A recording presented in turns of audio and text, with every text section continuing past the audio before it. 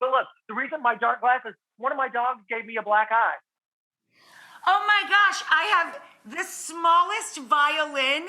My 80-pound, 1 year and I don't know, you don't know with the rescue, 4-month-old dog is 80 pounds, and she has given me a black eye in each eye.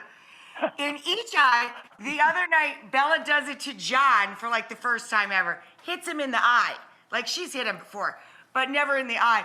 Oh, yeah. But John was like, holy, that was like a punch in the face. I'm like, my friend, I'm aware.